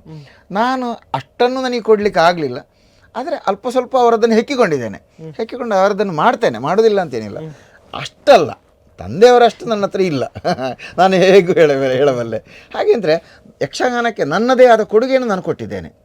ನನಗೆ ಈಗ ಅಂಬಾಪ್ರಸಾದರಾಗಿದ್ದ ವೇಷ ಹಾಗೆ ಇಲ್ಲ, ಬೇರೆ ಇಲ್ಲ ಈಗ ಅಂತ ಹೇಳುವಲ್ಲಿವರೆಗೆ ಮುಟ್ಟಿಸಿದ್ದೇನೆ. ಅಷ್ಟು ದೇವರು ಮಾಡಿಸಿದ್ದಾರೆ ನನ್ನ ಕೈಯಲ್ಲಿ. ನಾನು ಮಾಡಿದ್ದೇನೆ ಅಂತಲ್ಲ, ಮಾಡಿಸಿದ್ದಾರೆ ದೇವರು ಅಂತ ಹೇಳ್ತೇನೆ ನಾನು. ಅಹಂಕಾರ ಖಂಡಿತ ನನಗಿಲ್ಲ. ನಾನು ಮಾಡಿದ್ದೇನೆ ಅಂತ ಎಲ್ಲಿಯೂ ನಾನು ಹೇಳಿಕೊಳ್ಳುವುದೇ ಇಲ್ಲ. ನನಗೊಂದು ಅಭ್ಯಾಸ ಅದು. ನಾನು ಮಾಡಿದ್ದೇನೆ, ನನ್ನಿಂದ ಆಗಿದೆ, ನಾನು ಮಾಡ್ತಾ ಇದ್ದೇನೆ ಅಂತ ಹೇಳುವುದೇ ಇಲ್ಲ. ದೇವರು ಮಾಡಿಸಿದ್ದಾನೆ ನನ್ನ ಹತ್ರ ಅಂತ ಅಷ್ಟನ್ನೇ ಹೇಳ್ತೇನೆ ನಾನು, ಅಷ್ಟೇ. ಸುಂಕದಕಟ್ಟೆ ಮೇಳದಲ್ಲಿ 5 ವರ್ಷ ತಿರುಗಾಟವನ್ನ ಮಾಡ್ತೀರಾ? ಹೌದು, 5 ವರ್ಷ ತಿರುಗಾಟ ಮಾಡಿ ಆದ್ಮೇಲೆ ಯಾವ ಮೇಳಕ್ಕೆ? ಸುಂಕದಕಟ್ಟೆ ಮೇಳ ಬಿಟ್ಟ ಮೇಲೆ ನಾನು ಕದ್ರಿ ಮೇಳಕ್ಕೆ ಬಂದದ್ದು. ಆವಾಗ ಸುಂಕದಕಟ್ಟೆ ಮೇಳದಲ್ಲಿ ಬೋಳಾರ ಸುಬ್ಬಯ್ಯ ಶೆಟ್ಟರು ನನಗೆ ಬಂದು ಮಾತಾಡಿಸಿದ್ದು, ಕದ್ರಿ ಮೇಳಕ್ಕೆ ನೀನು ಬರಬೇಕಂತ. ಅಂದರೆ ಕದ್ರಿ ಮೇಳದಲ್ಲಿ ಕರ್ನೂರು ಕೊರಗಪ್ಪರೈಗಳು ಅವರು ಮೇಳ ನಡೆಸ್ತಾ ಇದ್ದದ್ದು. ಕದ್ರಿ ಮಂಜುನಾಥೇಶ್ವರ ಕೃಪಾಪೋಷಿತ ಯಕ್ಷಗಾನ ಮಂಡಳಿ ಕದ್ರಿ, ಅದನ್ನು ಅವರು ನಡೆಸ್ತಾ ಇದ್ರು. ಆವಾಗ ಮಂಜುನಾಥ ರೈಗಳು, ಪೊಲ್ಯ ಲಕ್ಷ್ಮೀನಾರಾಯಣ ಶೆಟ್ಟರು ಭಾಗವತರು ಮತ್ತು ಬೋಳಾರ ಸುಬ್ಬಯ್ಯ ಶೆಟ್ಟರು, ಕರ್ನೂರು ಕೊರಗಪ್ಪರೈಗಳು 4 ಜನ ಕಾರು ಮಾಡಿಕೊಂಡು ಮನೆಗೆ ಬಂದದ್ದು ನಮ್ಮಲ್ಲಿಗೆ. ಬಂದು ಅಂಬಾಪ್ರಸಾದರೇ, ನೀವು ಬರುವ ವರ್ಷ ನಮ್ಮ ತಿರುಗಾಟಕ್ಕೆ ಬೇಕು ನೀವು ಅಂತ ಕೇಳಿದರು. ನನಗೆ ಆವಾಗ ಸುಂಕದಕಟ್ಟೆ ಮೇಳದಲ್ಲಿ ಏನೂ ತೊಂದರೆ ಆಗಲಿಲ್ಲ. ಹೇಗಪ್ಪ ಬಿಡುವುದು ಹೇಗೆ ನಾನು ಅಂತ. ಅಲ್ಲ, ನೀವು ಬೇಕು, ನಮಗೆ ಬರಬೇಕು. ಬರುವ ವರ್ಷ ಹೊಸ ಪ್ರಸಂಗಕ್ಕೆ ಗೆಜ್ಜೆದ ಪೂಜೆ ಅಂತ ಒಂದು ತುಳು ಪ್ರಸಂಗ, ನೀವು ಗೆಜ್ಜೆ ಪೂಜೆ ತುಳಸಿ ನಿಮಗೆ ಕೊಡುವುದು, ನೀವು ಬರಬೇಕು ಅಂತ ಹೇಳಿ ಹೀಗೆಲ್ಲ ಮಾತುಕತೆ ಆಯಿತು. ಸರಿ ಆದೀತು, ಬರ್ತೇನೆ ಅಂತೇಳಿ. ಆಗ ನಿಮಗೆ ಎಷ್ಟು ಸಂಬಳ ಕೊಡಬೇಕು ಅಂತ ಕೇಳಿ. ಸಂಬಳ ನಾನು ಇಷ್ಟವರೆಗೆ ಹೇಳಿದವ ಅಲ್ಲ, ಮತ್ತು ನೀವು ಹೇಗೆ ಕೊಡ್ತೀರೋ ಕೊಡಿ, ತೊಂದರೆ ಇಲ್ಲ ಅಂತ ಹೇಳಿದೆ. ಆವಾಗ ನಿಮಗೆ 75 ರೂಪಾಯಿ ಸಂಬಳ ಕೊಡ್ತೇವೆ ಅಂತ ಹೇಳಿದರು. ದಿವಸಕ್ಕೆ 75 ರೂಪಾಯಿ ಸಂಬಳ ಕೊಡ್ತೇವೆ. ಆದೀತಲ್ಲ ಅಂತೇಳಿ ನನಗೆ ಭಾರಿ ಖುಷಿ ಆಯಿತು. ನಾನು 10 ರೂಪಾಯಿ ಸಂಬಳದಲ್ಲಿ ಸುಂಕದಕಟ್ಟೆಯಲ್ಲಿ ಇದ್ದವ, 10 ರೂಪಾಯಿ ಇದ್ದದ್ದು 75 ರೂಪಾಯಿಗೆ ಒಮ್ಮೆ ಹೋಗುವಾಗಲ್ವ, ಖುಷಿ ಆಯಿತು. ಆದೀತು ಅಂತ ಒಪ್ಪಿವೆ. ಅಲ್ಲ, ಸುಂಕದಕಟ್ಟೆಯಲ್ಲಿ ಆವಾಗ 10 ರೂಪಾಯಿ ಅಲ್ಲ, ಆವಾಗ ಸ್ವಲ್ಪ ಜಾಸ್ತಿ ಆಗಿತ್ತು. 4,000, 3,500, 4,000 ಆಗಿತ್ತು ಆವಾಗ. ಆಮೇಲೆ ಇದು ಜಾಸ್ತಿ ಸಂಬಳ ಸಿಕ್ಕಿತ್ತು ಇಲ್ಲಿ. ಹಾಗೆ ಇಲ್ಲಿಗೆ ಬಂದೆ, ಸೇರ್ಪಡೆ ಆದೆ. ಮತ್ತೆ 75 ರೂಪಾಯಿಗೆ ನಾನು ಇಲ್ಲಿಗೆ ಬಂದು ಸೇರ್ಪಡೆ ಆದ್ದು. ಇಲ್ಲಿ ಒಂದು ಅನುಭವವನ್ನು ಹೇಳುತ್ತದೆ ಕದ್ರಿ ಮೇಳದ. ಕದ್ರಿ ಮೇಳದಲ್ಲಿ ನಾನು ಅದೇ ಆ ವರ್ಷ ಗೆಜ್ಜೆದ ಪೂಜೆ ಅಂತ ಹೇಳುವಂಥ ಡಿ ಮನೋಹರ್ ಕುಮಾರ್ ವಿರಚಿತ ಅಂದರೆ ಪ್ರಸಂಗ ರಚನೆ ಅವರದ್ದು. ಪದ್ಯಗಳನ್ನು ಪೊಳಲಿ ನಿತ್ಯಾನಂದ ಕಾರಂತರು ಪದ್ಯ ಬರೆದಿದ್ದರು. ಅವರು ಬರೆದ ಪ್ರಸಂಗ ಅದು. ಮೊದಲು ಆರಂಭದಲ್ಲಿ ಮಸಣದ ತುಳಸಿ ಅಂತ ನಾವು ಬೇರೆ ಮಳೆಗಾಲದ ಟೂರಿನಲ್ಲೆಲ್ಲ ನಾವು ಆಟ ಆಡ್ತಾ ಇದ್ದೇವೆ ಅದನ್ನು. ಇದೇ ಡಿ ಮನೋಹರ್ ಕುಮಾರ್ ಮಳೆಗಾಲದ ಟೂರ್ನಲ್ಲೆಲ್ಲ ನಾನು ಹೋಗಿ ವೇಷ ಮಾಡಿದ್ದೇನೆ ಅದರಲ್ಲಿ. ಆವಾಗ ನಾನು ತುಳಸಿ ಮಾಡ್ತಾ ಇರಲಿಲ್ಲ, ನಾನು ಶ್ಯಾಮಲೆಯ ಪಾತ್ರ ಮಾಡ್ತಾ ಇದ್ದೆ. ಆಮೇಲೆ ಅದರಲ್ಲಿ ಆ ವರ್ಷ ನಾನು ತುಳಸಿಯ ಪಾತ್ರವನ್ನು ಮಾಡಬೇಕಾಗಿ ಬಂತು, ಮಾಡಿದೆ. ನನಗದು ಹೆಸರು ತಂದು ಕೊಟ್ಟಿತ್ತು. ಈಗ ನಿಜವಾಗಿ ಆದರೆ ಗೆಜ್ಜೆದ ಪೂಜೆಯ ತುಳಸಿ ಯಾರು ಅಂತ ಕೇಳಿದರೆ ಅಂಬಾಪ್ರಸಾದ್ ಪಾತಾಳ, ಅದು ಅಷ್ಟು ಹೆಸರನ್ನು ತಂದು ಕೊಟ್ಟಿದೆ ನನಗೆ. ಎಲ್ಲ ಬಿಟ್ಟು ನನ್ನ ತುಳಸಿಯನ್ನೊಂದು 82 ಸಲ ನೋಡಲಿಕ್ಕೆ ಒಬ್ಬ ಬಂದಿದ್ದಾನೆ. 82ನೇ ಸಲ ಬಂದು ನೋಡಿ ನನ್ನ ಹತ್ರ ಹೇಳಿದ್ದಾನೆ, ಕೆಮ್ಮಣ್ಣುವಿನಲ್ಲಿ, ಉಡುಪಿ ಹತ್ರ ಕೆಮ್ಮಣ್ಣು ಅಂತ ಹೇಳುವ ಜಾಗದಲ್ಲಿ ಆಟ ಆದ್ದು. ಆ ದಿವಸ ಹಿಂದೆ ನಾನು ಚೌಕಿಯಲ್ಲಿ ಬಣ್ಣ ಹಾಕಿ ಹೊರಗೆ ನಿಂತಿರುವಾಗ ಅಂಬಾಪ್ರಸಾದರ ನಮಸ್ಕಾರ ಅಂತ ಬಂದು ಒಬ್ಬ ನಮಸ್ಕಾರ ಮಾಡಿದ. ನಮಸ್ಕಾರ ಅಂತ, ನಾನು ನಿಮ್ಮ ವೇಷನ ಅಭಿಮಾನಿ, ಅದೇ ಒಳ್ಳೆಯದು ಅಂತ ಹೇಳಿದ್ದೇನೆ. ನನಗೆ ಮತ್ತೆ ಹಾಗೆ ಅದರಿಂದ ಹೆಚ್ಚು ನಾನು ಮಾತಾಡೋ ಕ್ರಮ ಇಲ್ಲ ವೇಷ ಮಾಡಿ ಆದಮೇಲೆ. ಅವರಷ್ಟೊತ್ತಿಗೆ ನಾನು 82 ಸಲ ನಿಮ್ಮ ಗೆಜ್ಜೆ ಪೂಜೆ ನೋಡಿದೆ, ಇದೀಗ 83ನೇದು ಇವತ್ತು ನೀವು ನೋಡ್ತಾ ಇರೋದು, ನಿಮ್ಮ ವೇಷ ನೋಡಬೇಕು ಅಂತ ಬಂದಿದ್ದೇನೆ ಅಂತ. ನಿಮ್ಮ ಅಭಿಮಾನಕ್ಕೆ ನಾನು ಸೋತೆ ಮಾರೇರೆ ಅಂತ ಹೇಳಿದೆ. ಆವತ್ತಿಗೆ 83 ಸಲ ಒಂದು ವೇಷವನ್ನು ನೋಡಲಿಕ್ಕೆ ಬರೋದು ಅಂತ ಹೇಳಿರೋದು ಅದರಿಂದ ವಿಶೇಷ ಅಂತ ಉಂಟು. ನಾವೇ ಮತ್ತೆಷ್ಟು ಸಲ ಬಂದಿದ್ದಾನೋ ಗೊತ್ತಿಲ್ಲ, ಅಂತೂ ಆ ಸಲ ಬಂದವ ಹೇಳಿ ಮಾತಾಡಿಯೆಲ್ಲ ಹೋದ್ದು ನನ್ನ ಹತ್ರ. ಹಾಗೆ ಒಂದು ಒಳ್ಳೆ ವಿಶೇಷ ಶೈಲಿಯ ಪಾತ್ರ ಅದು ಗೆಜ್ಜೆದ ಪೂಜೆ ತುಳಸಿ ಅಂದರೆ. ಅದರಲ್ಲೆಲ್ಲ ದ್ವಂದ್ವಾತ್ಮಕವಾಗಿ ಇರುವಂಥದ್ದು. ಒಂದು ಸೂಳೆ ಮನೆಯಲ್ಲಿ ಬೆಳೆದಂಥ ರಾಜಕುಮಾರಿಯಾದವಳು, ಅವಳು ತನ್ನ ಧರ್ಮವನ್ನು ಉಳಿಸಿಕೊಳ್ಳಿಕ್ಕೆ, ಹೆಣ್ತನವನ್ನು ಉಳಿಸಿಕೊಳ್ಳಿಕ್ಕೆ ಎಷ್ಟು ಹೆಣಗಾಡ್ತಾಳೆ ಅಂತ ಹೇಳುವಂಥ ವಿಷಯ. ಕೈ ಹಿಡಿಯಬೇಕಾದ ಗಂಡ ಆಗಬೇಕಾದವನು ಕೈ ಬಿಡ್ತಾನೆ, ತಂದೆ ಎಲ್ಲಿಯೂ ನನ್ನ ಹೆಸರು ಹೇಳಬೇಡ ಅಂತ ಹೇಳ್ತಾನೆ, ತಾಯಿಯಾದವಳು ಸೂಳೆ ಮನೆಯಲ್ಲಿ ಇರ್ತಾಳೆ, ಇವಳು ಸೂಳೆ ಮನೆಯಲ್ಲಿ ಇರ್ತಾಳೆ, ಪರಿಸರ ಎಲ್ಲ ಕಷ್ಟ ಉಂಟು. ಈ ಸ್ಥಿತಿಯಲ್ಲಿ ತನ್ನ ಮಾನವನ್ನು ಹೇಗೆ ಕಾಯ್ದುಕೊಳ್ಳೋದು ಅಂತ ಹೇಳೋದು. ಕೊನೆಗೆ ಸೂಳೆಯೇ ಹೇಳ್ತಾಳೆ, ನೀನು ಗೆಜ್ಜೆ ಪೂಜೆಗೆ ತಯಾರಾಗು, ಸೂಳೆ ಆಗು ಅಂತೇಳಿ. ಈ ಪರಿಸ್ಥಿತಿಯಲ್ಲಿ ಅವಳು ಹೇಗಾಗಬೇಕು, ಅವಳ ಪರಿಸ್ಥಿತಿ ಮನಸ್ಸು, ಅದಕ್ಕೆ ಅವಳು ಕೊನೆಗೆ ಚೂರಿ ಹಾಕಿಕೊಂಡು ಸಾಯುವಂಥ ದೃಶ್ಯ. ಇದು ಗೆಜ್ಜೆ ಕಟ್ಟಿ ಕುಣಿದು ಸೂಳೆ ಇದು ತಾನು ಮಾನವನ್ನು ಕಳೆದು ಬದುಕುವುದಿಲ್ಲ, ಮಾನವತಿಯಾಗಿ ಸಾಯ್ತೇನೆ ಅಂತ ಹೇಳ್ಕೊಂಡು ಅವಳು ಚೂರಿ ಹಾಕಿ ಸಾಯುವುದು. ಅಣ್ಣನೂ ಹೇಳ್ತಾನೆ, ಇದು ನೀನು ಮಾನವತಿಯಾಗಬೇಕು ತಂಗಿ ಅಂತ ಹೇಳ್ಕೊಂಡು. ಹಾಗೆ ಅಣ್ಣನ ಮಾತನ್ನು ಉಳಿಸಬೇಕು, ತಂದೆಯ ಮಾತನ್ನು ಉಳಿಸಬೇಕು, ತನ್ನ ಧರ್ಮವನ್ನು ತಾನು ಕಾಪಾಡಿಕೊಳ್ಬೇಕು, ತನವನ್ನು ಕಾಪಾಡಿಕೊಳ್ಬೇಕು, ತಾಯಿಯನ್ನು ಕಾಪಾಡಿಕೊಳ್ಬೇಕು. ತಾಯಿಗೆ ಅಪಮಾನ ಆಗಬಾರ್ದಲ್ಲ, ತಾನು ಎಲ್ಲರೂ ಸೂಳೆ ಆದರೆ ತಾಯಿಗೆ ಅಪಮಾನ ಅಲ್ವದು. ಎಂಥ ತಾಯಿಗೆ ಎಂಥ ಮಗಳು ಹುಟ್ಟಿದ್ಲು ಅಂತ ಹಾಗಾಗುವುದಿಲ್ಲ ಅಂಥ ಒಂದು ರೀತಿಯ ಪಾತ್ರ ಅದು. ಒಂದು ಕನಸು ಉಂಟು, ಆ ಕನಸಿನಲ್ಲಿ ಕೂಡ ಹಾಗೆ ಇದು ಎಲ್ಲರೂ ಬಂದು ಚುಚ್ಚು ಮಾತಾಡಿದಾಗೆಲ್ಲ ಕನಸು ಕಾಣೋದು ಅವಳಿಗೆ. ಅವಳು ಸೂಳೆ ಆಗಲಿಕ್ಕೆ ಪ್ರಯತ್ನ ಪಡಬೇಕು ಅಂತ ಆಗುವುದು ಅವಳಿಗೆ. ಏನು ಬದುಕಲಿಕ್ಕೆ ಬೇರೆ ದಾರಿಯೇ ಇಲ್ಲ, ಇನ್ನು ನಾನು ಸೂಳೆ ಆಗುವುದೇ ಸರಿ ಅಂತೇಳಿ ಕೊಂಡೋಗಿ ಸೂಳೆ ಹತ್ರ ತಾನು ಇನ್ನು ಆಗ್ತೇನೆ, ಗೆಜ್ಜೆ ಕಟ್ತೇನೆ ನಾನು ಅಂತೇಳಿ ಒಪ್ಪಿಕೊಳ್ಳೋದು. ಆದರೆ ಮನಸ್ಸಿನಲ್ಲಿ ಇರುವುದಿಲ್ಲ ಅವಳಿಗೆ ಒಪ್ಪಿಗೆ. ಅವಳು ಕೊನೆಗೆ ಅಲ್ಲಿ ತನ್ನ ಪ್ರಿಯಕರಣ ಕತ್ತಿಯನ್ನೇ ಹಾಕಿಕೊಂಡು ಅಲ್ಲಿ ಪ್ರಾಣ ಬಿಡುವ ಹೊತ್ತಿಗೆ ಸತ್ಯವನ್ನು ಹೇಳೋದು. ಇದು ಅವ ನನ್ನ ಅಪ್ಪ ಹೇಳಿದ ಇರುವವ, ಮತ್ತು ಇದು ನನ್ನ ಪ್ರಿಯಕರ ಅಂತ ಹೇಳಿ ಅಲ್ಲಿ ನಾನು ಇದಕ್ಕಾಗಿ ಪ್ರಾಣ ಬಿಡ್ತೇನೆ, ಜೀವ ಬಿಡೋದು. ಅಲ್ಲಿ ಅಣ್ಣ ಬಂದು, ಅಯ್ಯೋ ಮಾನಕ್ಕಾಗಿ ನಿನ್ನ ಪ್ರಾಣವನ್ನೇ ಕೊಟ್ಟು ಬಿಟ್ಟಿಯಲ್ಲ ತಂಗಿ ಅಂತ ಹೇಳಿ ಒಂದು ದುಃಖ ಅಲ್ಲ. ಒಳ್ಳೆ ಸನ್ನಿವೇಶ, ಒಳ್ಳೆ ಪ್ರಸಂಗ ಅದು ಗೆಜ್ಜೆ ಪೂಜೆ. ಒಂದು ಸಾಧಾರಣ ಆ ವರ್ಷ ಕುಳಾಯಿಯಲ್ಲಿ ಪ್ರಥಮ ಪ್ರದರ್ಶನ ಆದದ್ದು, ಕದ್ರಿ ಮೇಳದ್ದು ಪ್ರಥಮ ಪ್ರದರ್ಶನದ ದಿವಸ 28,000 ಗೇಟ್ ಕಲೆಕ್ಷನ್ ಬಂದಿದೆ. ಆ ದಿವಸ ಪ್ರಥಮ ಪ್ರದರ್ಶನದಲ್ಲಿ ಒಳ್ಳೆ ಮೆರೆದ ಪ್ರಸಂಗ ಗೆಜ್ಜೆದ ಪೂಜೆ. ಮತ್ತು ಕದ್ರಿ ಮೇಳದಲ್ಲಿ ಆಮೇಲೆ ಕದಿರದ ಬೊಳ್ಳಿ, ಕದಿರದ ಕಾಂಚನ, ಕದಿರದ ಗರುಡ, ಆಮೇಲೆ ಆ ವರ್ಷ ಅಲ್ಲ, ಅದು ಮತ್ತು ಮನೋಹರ್ ಕುಮಾರ್ ಅದರಲ್ಲಿ ಗೆಜ್ಜೆ ಪೂಜೆ ವರ್ಷ ಆಗಿ ಮರುದಿವಸ ಮರು ವರ್ಷ ಕಾಡಕಾಳಿಂಗ, ಆಮೇಲೆ ಕದಿರೆ ಅಂತ ಹೋದು, ಮತ್ತೊಂದು ಬಂಗಾರದ ಗೆಜ್ಜೆ ಅಂತ ಹಾಗೆ ಅಂತ ಹೋದು, ಬೇರೆ ಬೇರೆ ಪ್ರಸಂಗಗಳೆಲ್ಲ ಇತ್ತು. ಈಗ ಪ್ರಸಂಗಗಳೆಲ್ಲ ಅತ್ಲ ಆಗ್ತದೆ. ಅಂತೂ ಕದ್ರಿ ಮೇಳದಲ್ಲಿ ತುಂಬ 4 ವರ್ಷ ಆಮೇಲೆ ದುಡಿದಿದ್ದೇನೆ ನಾನು. ಕದ್ರಿ ಮೇಳ ಒಳ್ಳೆ ನನಗೆ ಆ ವರ್ಷ ಮಾಧವ ಶೆಟ್ರು, ಮೂಡಬಿದ್ರೆ ಮಾಧವ ಶೆಟ್ರು, ಮಂಕುಡ ಸಂಜೀವ ಶೆಟ್ರು, ಒಳ್ಳೆ ಶ್ರೀವೇಶದವರು, ಮತ್ತು ಇವರು ದಾಸಪುರೈಗಳು, KH ದಾಸಪುರೈಗಳು, ಆಮೇಲೆ ಡಿ ಮನೋಹರ್ ಕುಮಾರು, ಆಮೇಲೆ ಬೇಕೂರು ಕೇಶವಣ್ಣ ಅವರು ಆಮೇಲೆ ಅಲ್ಲಿ ಸಿಕ್ಕಿದ್ರು. ಹಾಸ್ಯಕ್ಕೆ ಆವಾಗ ಪೆರುಡಿ ನಾರಾಯಣ ಹಾಸ್ಯಗಾರರು, ಆಮೇಲೆ ಬಂಟ್ವಾಳ ಜಯರಾಮಾಚಾರ್ಯರು, ಇವರೆಲ್ಲ ಸಿಕ್ಕಿದ್ರು. ಒಳ್ಳೆ ಸೆಟ್ ಅದು ಕೂಡ. ಅದರಲ್ಲಿ ನಾನು ಒಬ್ಬ ಅಂಬಾಪ್ರಸಾದ್ ಪಾತಾಳ ಅಂತ ಹೇಳಿ ನಾನು ಒಂದು ಸೇರ್ಪಡೆ ಆದೆ. ಅಂತೂ ಒಳ್ಳೆ ತಿರುಗಾಟ ಕದ್ರಿ ಮೇಳವು ಕೂಡ 4 ವರ್ಷಗಳ ಕಾಲ ಅದ್ಧೂರಿಯ ತಿರುಗಾಟ, ಒಳ್ಳೆ ಕಲೆಕ್ಷನು, ಆವಾಗ ಒಳ್ಳೆ ಹೆಸರು. ಪ್ರತಿ ವರ್ಷವೂ ಕೂಡ ಒಳ್ಳೊಳ್ಳೆ ಪ್ರಸಂಗಗಳು ಬಂತು.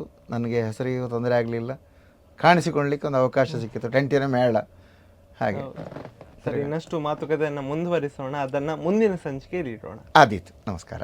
ಇದಾಗಿತ್ತು ಅಂಬಪ್ರಸಾದ್ ಪಾತಾಳರವರ ಒಂದಷ್ಟು ಮಾತುಗಳು. ಇನ್ನಷ್ಟು ಮಾತುಕತೆಯನ್ನ ಮಾಡೋದಿದೆ, ಅದನ್ನ ಮುಂದಿನ ಸಂಚಿಕೆಯಲ್ಲಿ ಇಡೋಣ. ಅಲ್ಲಿ ತನಕ ನೋಡ್ತಾ ಇರಿ ಅಭಿಮತ. ಇದು ಜನಮನದ ನಾಡಿ ಮಿಡಿತ. ನಮಸ್ಕಾರ. ಸತಿಗೆ ಷೋಡಶದ ಋತು ಸಮಯ ಏಕಾದಶಿ